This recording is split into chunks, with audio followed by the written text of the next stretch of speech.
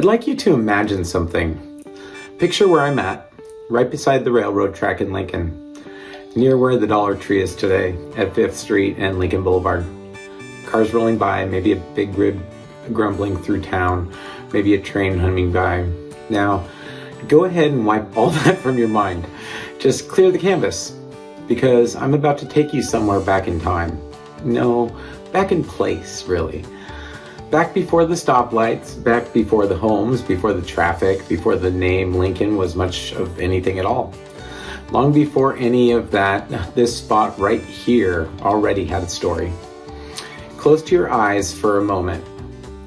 Now picture the rolling hills, waist-high grass, and the kind of quiet where you hear your own heartbeat.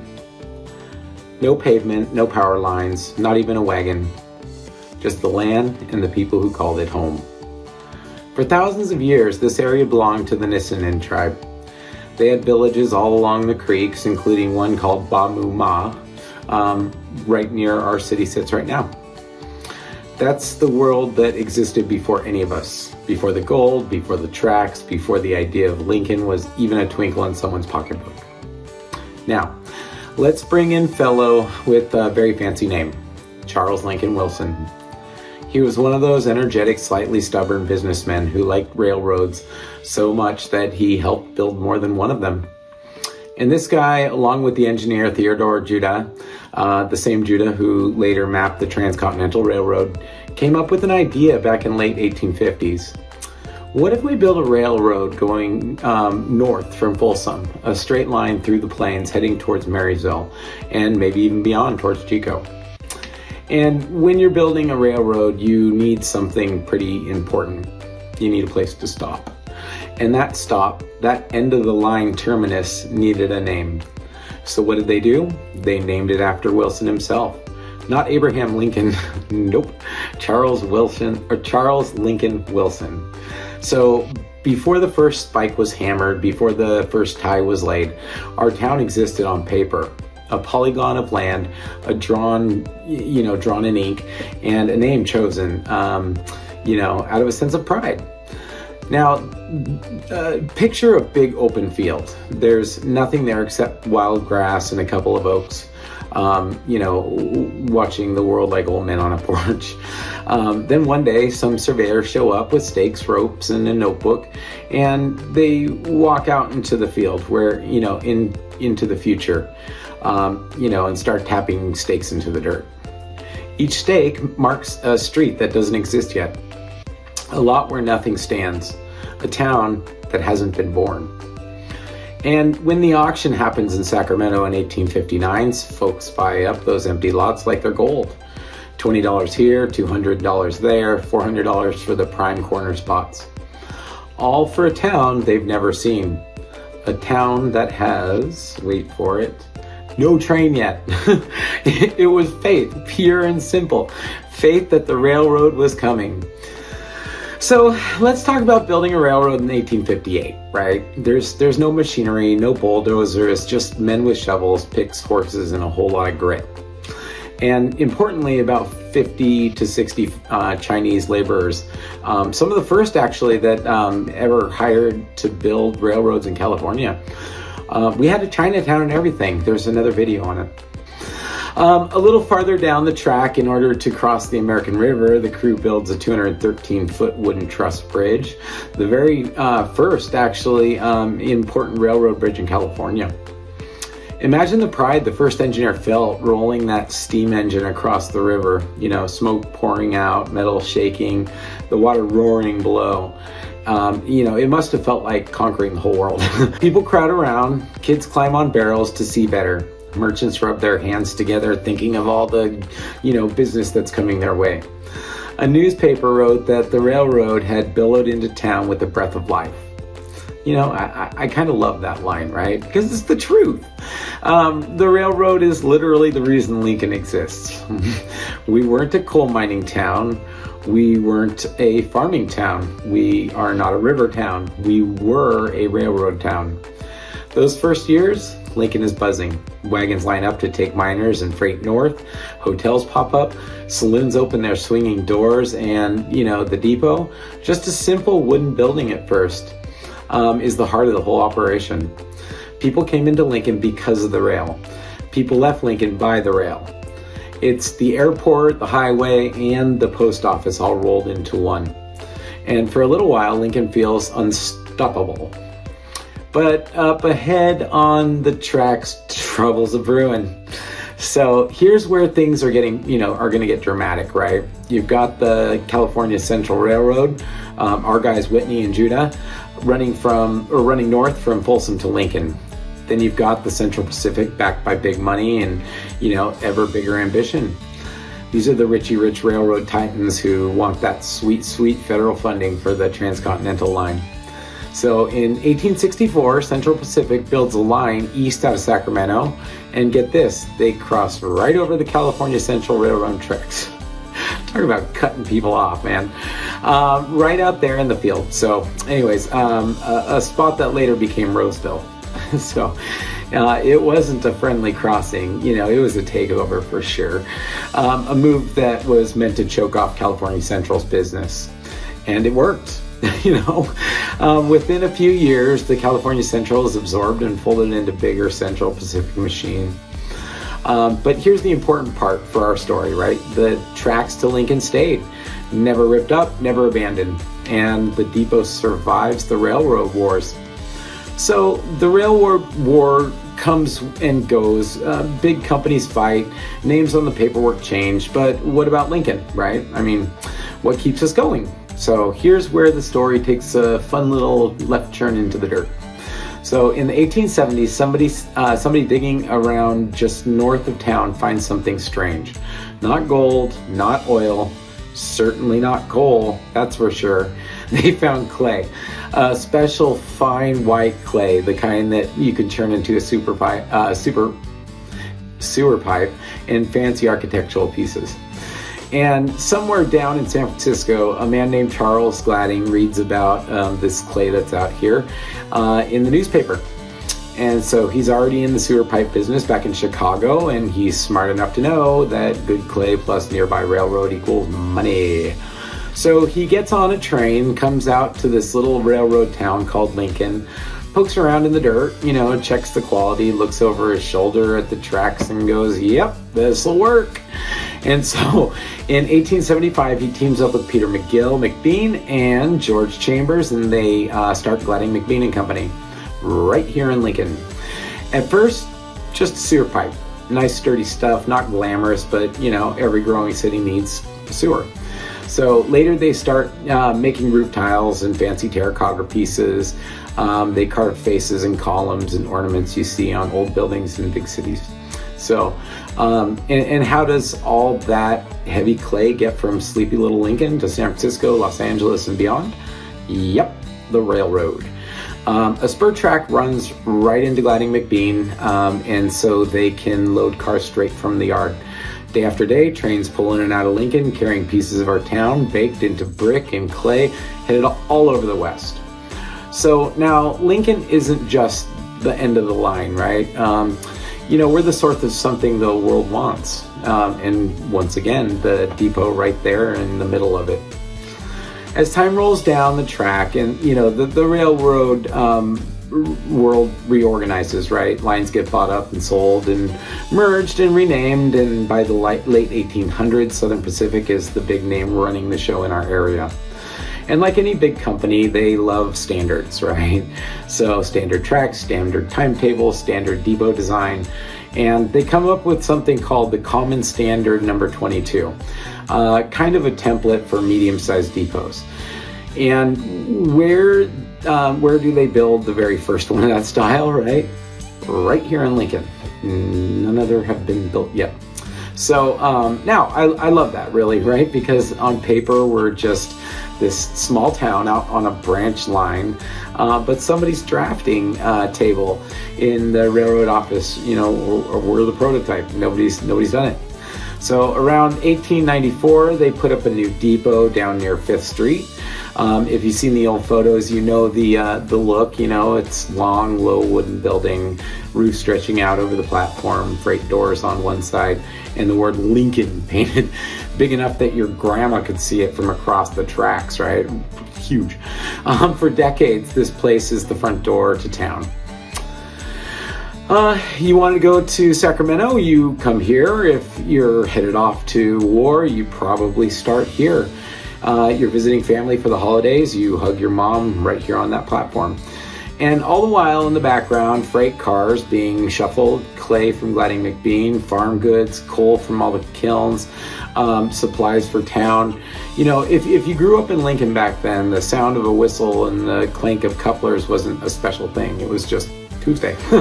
So, okay, now we fast forward into the 1900s, cars show up, roads get better, highways start threading across California like spiderwebs.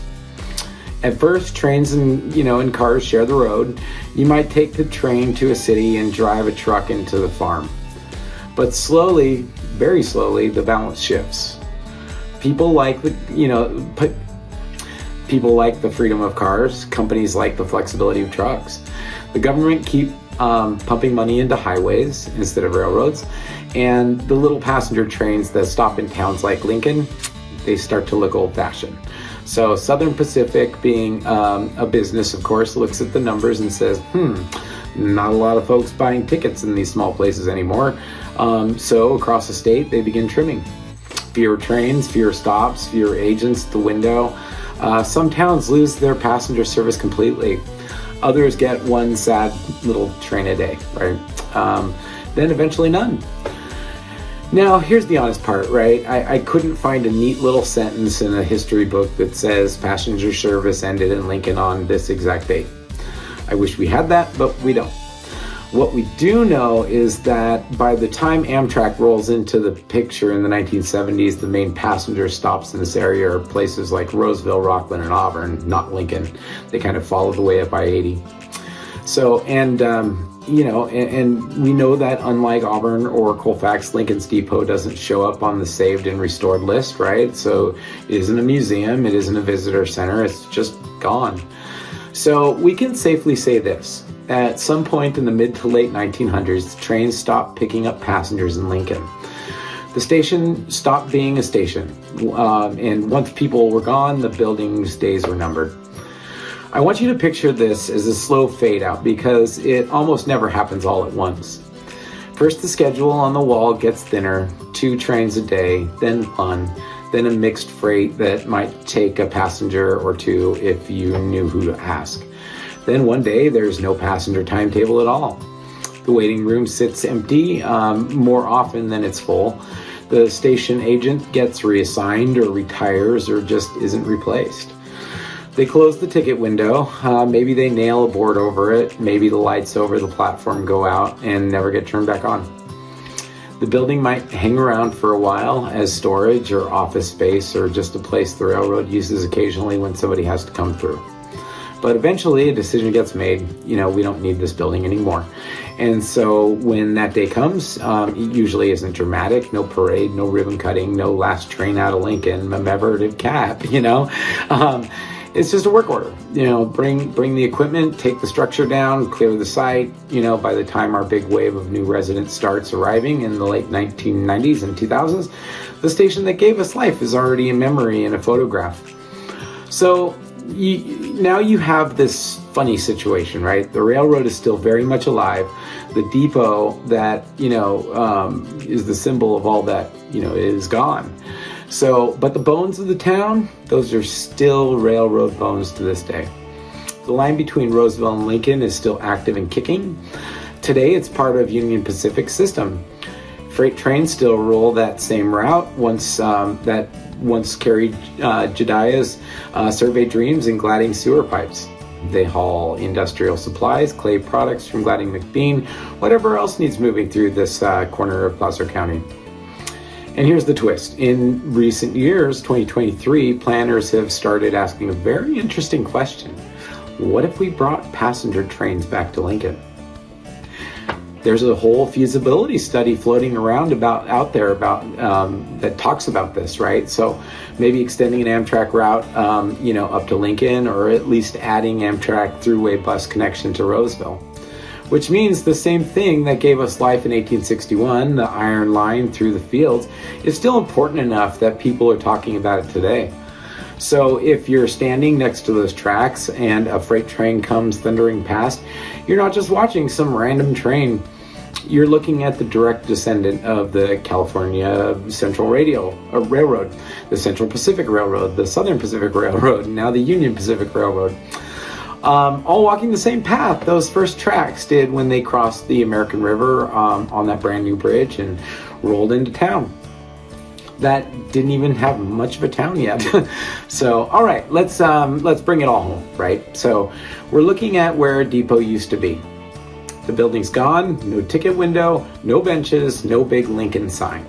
Just the tracks and a ghost of timetables thrown away. So if you listen to my stories, like really listen, what you'll begin to hear is that when a train goes by now, it isn't just noise. It's the layers of generations building upon itself. You're hearing the Nissinen families who lived along Auburn Ravine before any of this existed, the clink of Chinese workers laying track in the 1850s heat, the whistle of the first train in 1861 pulling into a terminus that was more dream than town, the rumble of freight carrying Lincoln's clay to build distant cities, kids waving from the platform hoping the engine will wave back, soldiers leaving and coming home, and finally, decades later, the clatter of freight rolling through the town that's forgotten it ever even had a station at all.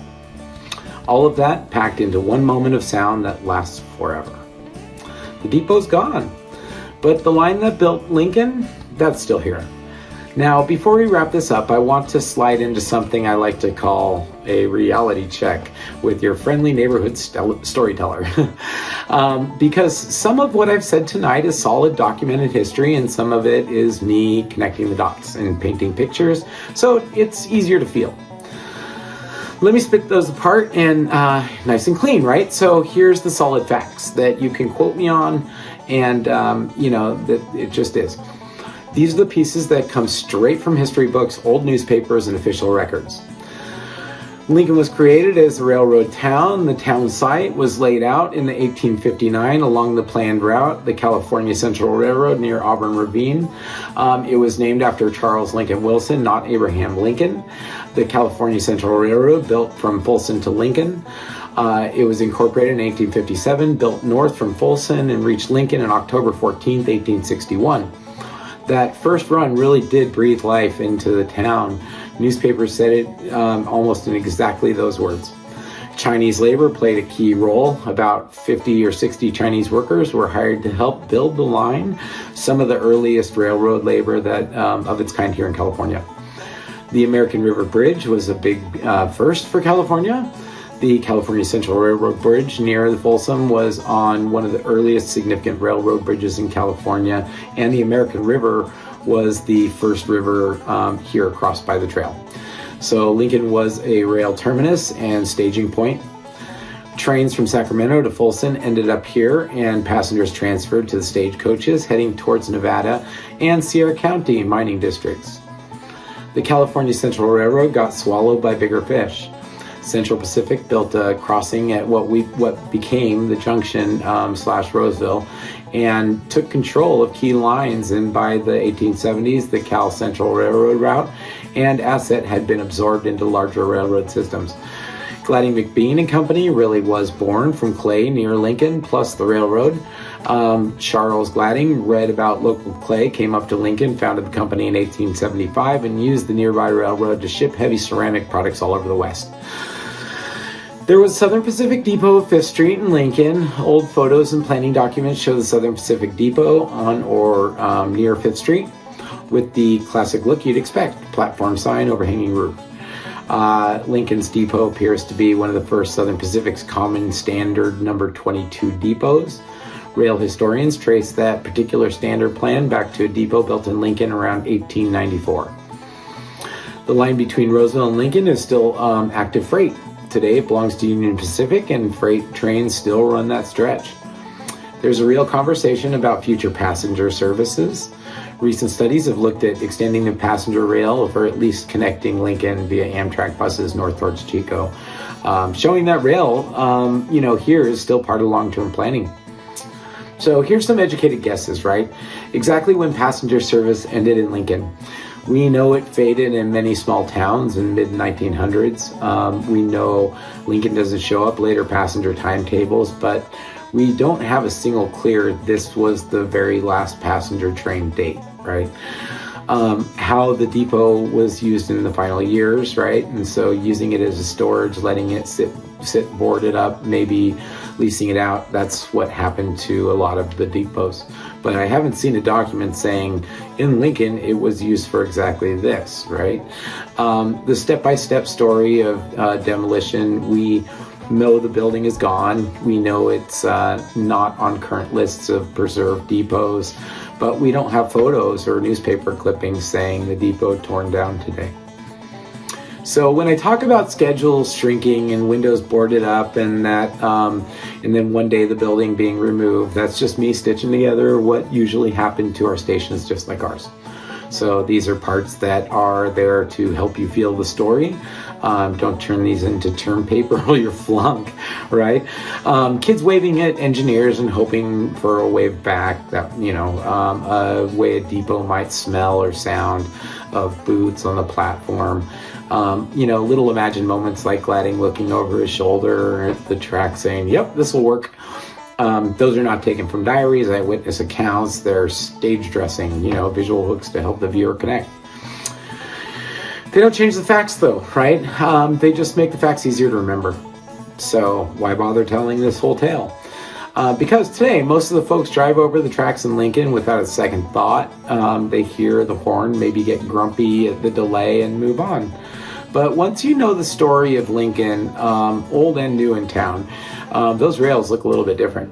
And whether we like it or not, running straight through the middle of our story is our father's story and his father's story and the stories from thousands of people before us trying to make Lincoln a better place together. A better place.